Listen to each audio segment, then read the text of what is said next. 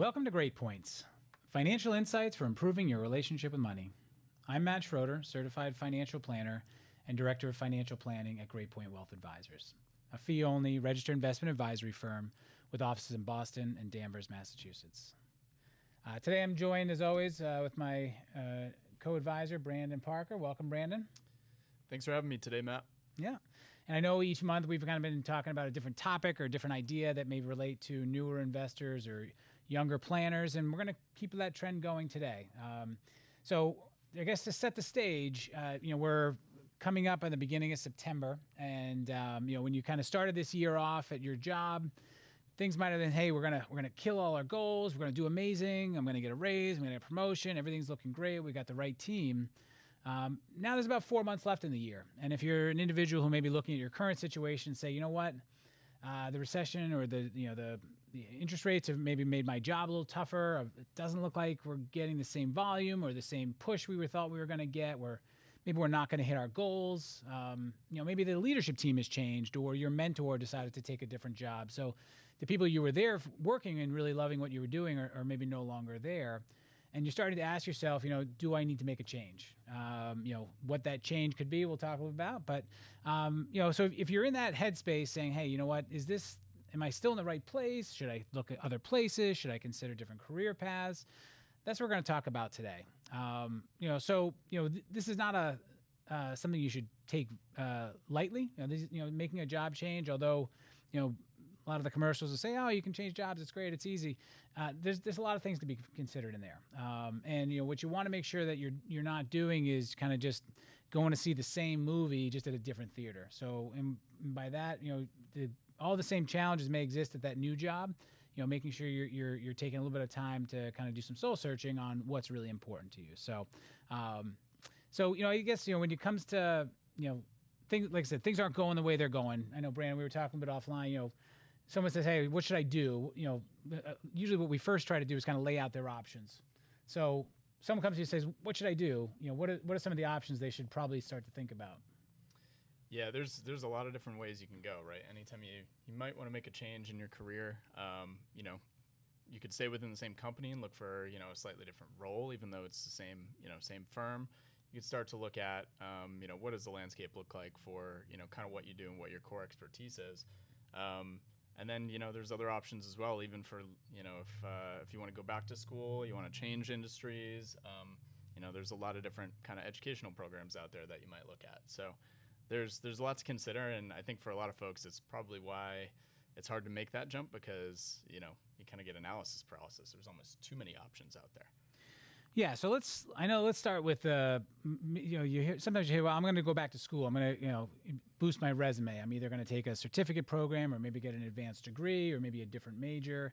And obviously, those things aren't free. So, in some situations you might be taking one step back financially in order to get to that next career. And a lot of the times we'll just challenge people to ask questions of themselves. So, hey, I'm working in a marketing profession. A lot of my bosses have MBAs of some sort. Maybe I should get my MBA. So if someone says, well, Brandon, should I get my MBA? What would you advise them, or at least what questions would you ask them as a follow-up? Yeah, I would definitely start with questions. The first is really, what do you want to accomplish and what do you want to do in your next role? You don't always need to know the exact answer, but, that can kind of help you decide whether it makes sense to go back for, an advanced degree, where a lot of times that's going to give you a new qualification to do something a little bit different, right? So if you're thinking about, kind of changing to a different role or, changing your career path a little bit, that's where, those education options can be helpful. They can kind of give you that kickstart into something different. Whereas if you're looking to kind of just do what your boss does, the opportunity cost of going back to school is pretty significant. So, you're giving up a couple of years of earnings and it's likely to cost you quite a bit of money to actually go back. So that's where you start to look, if you're trying to make a significant change or a jump, a different career, that's where the school option can be really powerful. Otherwise, are there things you can do within your current job that are going to help you, position yourself well to kind of take that leap at your current firm in ideal worlds, if they really like you and you're really doing a great job, they might even help contribute to that next step. They might help contribute to the education that's going to, elevate you to, say, a management position from where you are currently. Yeah, and I think you look at a lot of the job postings and say, certain amount of experience, MBA preferred. So when you're kind of trying to figure out, well, what do I want to do with my life, or what do I want to do for work, maybe look out one or two positions out. So either if you kind of like the field you're in, but you're not sure if this is the right role, maybe look two positions out, and you can use LinkedIn for this. Reach out to a few people, and just say, hey, I'm thinking about my future. I'm not sure if I need or want to go back and get my MBA, but just, from your professional experience, can someone get to your spot without having an MBA? Through investing time and energy in their current culture, or, through sweat equity, can I get there, or is it a must-have? So maybe you get two or three people's different perspectives on, do I need to have that advanced degree to get me to that next place? I didn't have time to look this up, but, if you hear a lot of people, like right after undergraduate, say, well, I'll just go to law school, because if I get my law degree, then I could become a lawyer. I could do a lot of other things, but it'd be interesting to know how many people that have graduated from law school that are no longer lawyers.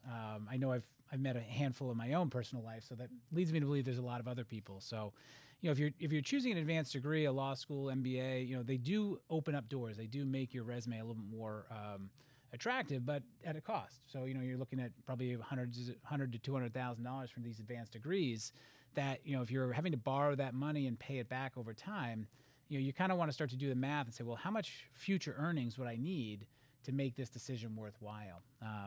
Versus there's other advanced degrees. At some point, you may, hit a point in your life and say, I don't like going to the office anymore. I have friends that are in the medical field, or maybe a science field or something, education, and you just want to change. And those are going to require some advanced classes or different classes. So, if you've been working in the professional field and you realize, teaching is truly your passion, you're going to need a master's in education. So, taking that time and investing in those classes is kind of a must do to align you with that next field. But if you do decide that, and then after you finish that, realize I don't want to be a teacher, those classes aren't as transferable as maybe a law degree or an MBA. So, if you're thinking about going back to school, just asking a lot of the right questions around, is this something I truly want to do? Is this something that I need to do to advance to the spot I want in my career? And then what are the financial trade-offs between the cost of admission, the cost of schooling, loans, the lost earnings, as Brandon was talking about, the time. And a lot of times people are going back for those degrees. At the same time, maybe they're considering a more serious relationship, or starting a family, or buying a home. So it's not as simple as just going to school for from 18 to 22. There's a lot of more other things that come into it. So let's change paths. So you decide, what, I don't need to go back to school. I'm done with that part. I'm not sure if I should stay at this company. When you're thinking about, you probably had some friends change jobs in the last couple of years. When your discussions with them, when they're trying to decide to stay or go, what are some things that they are talking about? Yeah, it's now, especially after 2020, things have changed quite a bit in the workplace, and workplace flexibility is a big factor. Especially as folks are kind of starting families. A lot of companies now are kind of pushing folks to be back in the office full time, or 3 or 4 days a week. Somebody that moved an hour away from a major city during the pandemic might not be a great fit for that, and they might want to stay remote. So there's a lot of those kind of factors that are coming in now. And other things too. I mean, you've seen with technology companies, especially in the last year, kind of the industry's tightened up a lot. So, they're not hiring like they were, maybe not growing at the rate that they would have been in 2020 and 2021. Are those still the firms that you want to stay at? And, in some cases, layoffs as well. So you might look at the industry and start to say, okay, I'm doing this marketing role. The healthcare industry is probably going to be pretty strong regardless of what the economy looks like, because folks are always kind of getting sick and needing help. Versus technology, spending might not be what it was 2 years ago. So there's a lot of things you can start to look at there as well. And finally, and this might be even the most important one, if you've been with a firm for a few years, let's say 2, 3, 4 years, and you're not kind of feeling that upward mobility and the increase in responsibility that you might want, it might be time to kind of look outside the firm and see if there's, either competitors or somebody that does something similar. And that jump to a new firm can kind of get you a fair market price where you might only get, a 3, 5, 8% raise if you stay at your current firm. But if you jump, maybe you can get that 20% or 25% raise that kind of sets you on a new trajectory a little. So those are a few of kind of the key reasons you might see out there that folks change, and it might be worth making a change. Yeah, and I think, I kind of reiterating some of those things, I kind of broke it down into 3 areas. The first, to Brandon's point, was advancement. So, say, hey, I want to move up in this company. First thing you always want to do is turn the mirror on yourself and say, is it my performance? Is there something I'm doing or something I could be doing better within this company to increase my chances?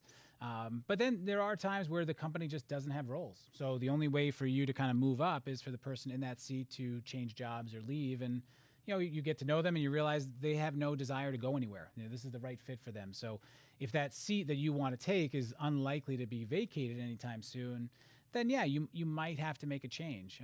But if you're seeing your peers get moved up and promoted and you're not, it's not always the company's fault. Sometimes it's looking at your individual work ethic, your performance, having discussions with your managers or your coworkers. Say, hey, look, what can I do to improve? What can I do to put myself in a better position when that next job comes along? So if you want to advance and the company has the potential, you kind of say, well, over the next 1 to 3 years, what type of advancement could I find or see? And if that upward mobility is there, it may be worth kind of giving it an extra year or two to see if you can progress within that company.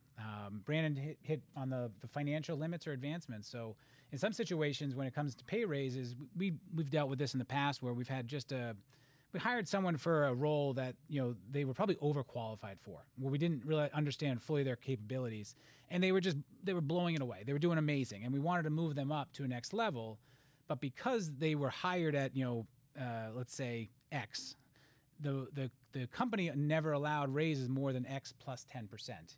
So their next job that we wanted to hire them might have been a 2X, so it was double the salary. And they were overly qualified. They would have been amazing, but because there was this weird compensation rule, we couldn't. So we had to promote them and only pay them a 10% raise versus on the open market, they would have been making 70, 80, 90% more. So in those situations, it wasn't fair to try to retain that employee just because they could go somewhere else for 6 months and then come right back to us and get paid their 2X. So, that's kind of the limit side. Sometimes there's financial incentives. So depending on the company you're with, there may be stock incentives or employee stock purchase plans or things that aren't necessarily direct pay increases. But, if you're working for a company that has a high growth potential, those shares of stock that you're earning might be pretty valuable versus the shares of a more mature company might be more predictable, but might not have that same upside. So, if you are 26 and you don't have a lot of bills at this point and you're saying, well, they've given me some stock, but I can get a little bit more pay over there. Well, a small amount of shares in a high growth company might be worth sticking around for a little bit to see if those vest. So just understanding the financial, both the limits as well as the opportunities, and then some of the soft perks. We talk a lot about hybrid work environments. Some companies take Fridays off, or they've got good culture. So you anytime you leave or make a change, you're taking that risk that maybe it won't be as nice on the other side. So, and usually the person recruiting you wants to recruit you, so they're going to tell you the best case scenario of what to expect. So if you're in that situation, you're getting closer to making a change. Once again, use LinkedIn, find out who works there. Maybe see if there's a second or third connection of someone you could just chat with a current employee. Just to make sure really understand what the culture's like, what the opportunities are. They say there is advancement. Has anyone actually been promoted in the last couple of years out of these groups? So, those are some reasons to stay. Let's talk about what if I go? So I've decided I'm definitely leaving this company. What do I need to be asking myself before I make that next change? And, I think, for my biggest advice or opinion is you want to make sure it's not, like I said, it's not that same movie, just in a different theater.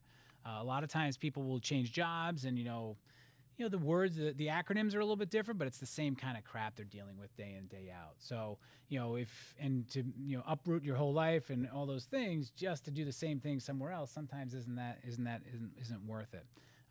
But someone says, you know what, I definitely got to get out of here. I'm going to make a move. What other tips or advice would you have for them? Yeah, I think the biggest thing is to be really honest about what you like about your current job and what you don't like. And when you start to look outside of where you are today, what is it that you want to change? Realistically, you can't change everything, and every job kind of has its pros and cons. And a small firm might deal with a lack of resources, a large firm might deal with bureaucracy, right? So which of those are you more comfortable navigating? So when you start to look outside where you're at, get really specific about what you think you want, and then go find somebody, like Matt said. Go find somebody that knows a little bit more about that space and can help inform you so you can make an informed decision. So I think the biggest thing is, having realistic expectations of what you might find elsewhere, but also specific. So you really want to know what you're getting into as much as you can. It's never going to be perfect. There's always surprises when you start something, but the more educated you can be on that, the better off you're going to be, and the more likely you're going to find a fit that's better, and hopefully also a compensation package that's better, or at least a match with what you're looking for moving forward. So that's my first advice. Definitely be specific and get to know as much as you can about where you're looking to go. And one of the situations we were just dealing with recently was the idea of contract work versus full-time employment. So the salaries might look similar. It might look like a great offer, but oh, by the way, you're a contract employee. You're not a full employee. If someone hears those words, what do they need to be watching out for, or aware of, or thinking of? Yeah, the biggest difference in my previous roles, I've dealt with this a bit, but the biggest difference is the company has less of a long-term commitment to you in a contract position. And in some cases, you'll be kind of dealing with your own tax withholding. You're going to be on your own for benefits, things of that nature. So when you look at that hourly rate on a contract, you need to kind of think of what the salary job, what does that full benefits look like? And that might include some things like healthcare, other benefits that the company offers that aren't necessarily cash compensation, and add them onto the salary so that you're comparing apples to apples, because when you're a contractor, you're kind of on your own for a lot of those things. So now there are contract roles that are W-2 versus, I think, yes, a lot of times we're talking about, someone says contractor, we think independent contractor, which is usually you get a 1099 for tax purposes, which means you're self-employed. But in some situations, you're a W-2, but you're paid through a third party. Do you want to talk a little about what that structure might look like? Yeah. So especially with bigger companies, this is pretty common because they'll have kind of long-term contract, quote-unquote, roles, but they might use one kind of company that holds all of those contractors, and then they can move around within the firm in different jobs over time. So in that situation, you're the contracting company, it might be a separately held entity, is likely going to be giving some amount of benefits, and you have a little bit more stability in that long-term sense. And you might be a W-2 employee, so you'll be, at least you'll be withholding taxes and things like that for you. But again, you kind of have a little bit less of a long-term commitment and a little bit less of control of your own future in a lot of cases, where, that role that they might have brought you in for on a contract might be a 6-month role, might be a special project that they're working on. And then what happens after that, right? You just have a little less clarity on where that might go. So there's definitely some trade-offs there, and there's a few different kind of flavors, as Matt alluded to, when it comes to even contract roles. So those are important questions. Am I going to get healthcare as part of this? Is there any 401k matching, things like that? So those are the questions when you go in. The more clarity you can get, the better you can kind of compare things apples to apples. Yeah, and just remember, you're your own advocate. So sometimes people are afraid to ask the questions because they don't want to come off as sounding too needy, or if I ask, then they might think I'm not appreciative of the opportunity, so they'll probably hire somebody else. But if you've gotten this far in the process, obviously they see value in you. They see that you can add something to their company, and you have to ask these questions because that person that's hiring you is asking these same questions of their manager or any third-party vendors they're using. They want to understand all the details. So make sure you're advocating for yourself and asking all the right questions. As you're thinking about new jobs, you ask yourself, is this aligning with, if I had a long-term career plan, is this aligning with that? Is this a step? And sometimes maybe it has to be a step back to take 2 steps forward in that different type of company. But Is it I just want to try something different. I'm not sure if it's my forever job, but I just need a change. I want a fresh start. I want to work in a new city. I want to try a different environment. So just be honest with yourself about what type of role this is going to be. And then usually have some type of, maybe even before you start searching, say, what do I need to make this jump worthwhile? And for some people, it's a financial incentive. So if I'm making 60,000, to make 62 and uproot my life isn't worth it. But if I can make 75 or 80, I deal with a little bit of transition pain. For others, it's quality of life. So even though I'm making 60,000, I am working overtime and I'm working weekends. And if I can make 60 grand and have a little bit of flexibility on Friday afternoons, or maybe get an extra paid week's vacation or whatever it may be, that might be the motivator to use. So, but you kind of just want to have your priorities in line about what would motivate you to make a jump. And, so that way, when the offer comes through, you're not then starting the hemming and hawing about should I go or should I not. You kind of had a line in the sand, and if the number comes in past that line, you're more likely to take that move. And if it's below it, it'd really have to be a hard sell to make a change even at that point. So I know we've thrown a lot of things at you, and as we kind of use these last 4 months of the year, kind of ties into what we talked about reviewing your goals.